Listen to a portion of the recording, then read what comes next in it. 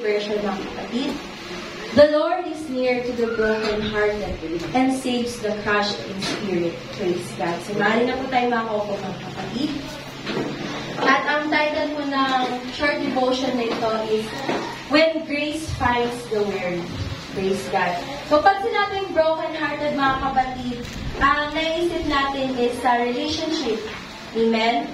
But, no mga kapatid, hindi lamang ito tumutukoy sa mga couple, but it also indicates broken-heartedness sa maraming bagay. It's either sa friendship, sa studies, sa mga persecutions natin sa labas, mga discouragements natin, personal discouragement, sa family, sa mga kaibigan natin, at marami pang iba na maaaring makadulog ng ating mga puso mga kapatid while serving the Lord. Amen. Pero napakaganda ng sinabi sa salita ng ating Panginoon, the Lord is near to the broken-hearted and saves the one whose spirit is crushed. Amen. Kaya kung sa tingin natin mga kapatid, na narito tayo sa point na durog yung mga puso natin, na meron tayong mabigat na nararamdaman sa ating mga puso, mayroong burden mga kapatid. Huwag natin kakalimutan na ang ating Panginoon ay nandyan at malapit sa atin. Yes. Di ba nga, sabi mga kapatid na kapag tayo tumalikod sa ating Panginoon, paano ba makakabalik? Isang step lang natin patalikod, naroon siya agad. Dahil palagi niya tayong sinusundan. Praise God. Kaya palagi tayong tumakbo sa ating Panginoon. And He will surely take over, mga kapatid. And sabi rin sa Hebrews 4, Verse 16, Let us then with confidence draw near to the throne of grace, that we may receive mercy and find grace to help in time of need. Praise God. So grace indicates unmerited God's favor, mga kapatid. At sa pamamagitan din ng grasya ng Panginoon, tayo ay nangaligtas. Amen? At nabubuhay. At sabi pa rito mga kapatid, let's draw near to the throne of grace with confidence. Bakit with confidence mga kapatid? Dahil kung minsan nag-aalinlangan tayo, marami tayong doubts, marami tayong what ifs, marami tayong mga tanong mga kapatid, but kailangan natin i-set aside yung mga kapatid. Amen? Minsan mas hinahanap pa natin yung comfort sa iba. Mas lumalapit pa tayo sa iba bago sa ating Panginoon. But we need to run to God first, mga kapatid. Yes. Kapag tayo nasasaktan, wala tayong ibang kakampi kundi ang ating Panginoon. Yes. Amen? And He will surely give us the comfort that we need. And we will receive mercy and grace sa mga oras at panahong kailangan natin, mga kapatid.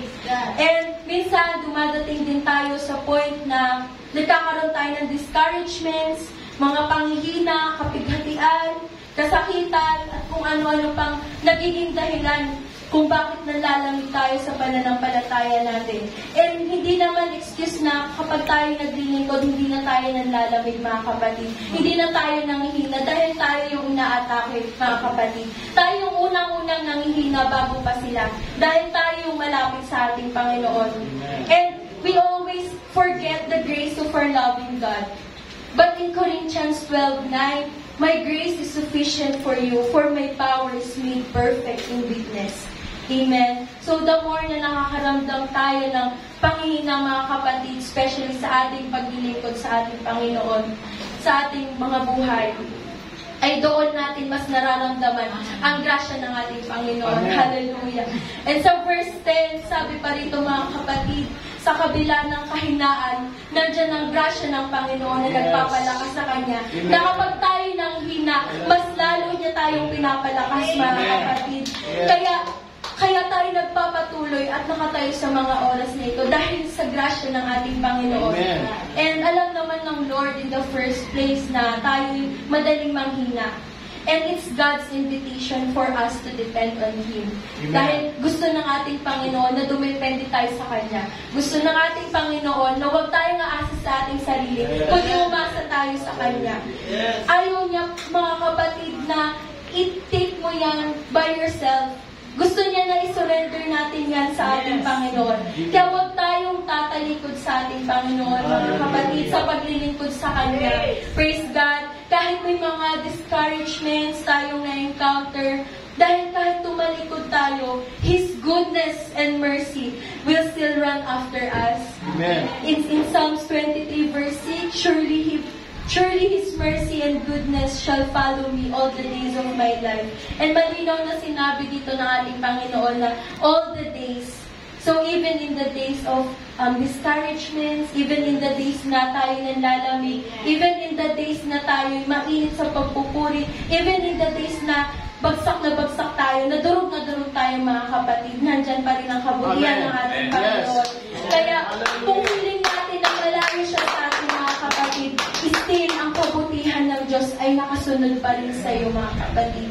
And in the last verse na babasahin natin, in Deuteronomy 31 verse 8, the Lord Himself goes before you and will be with you. He will never leave you nor forsake you.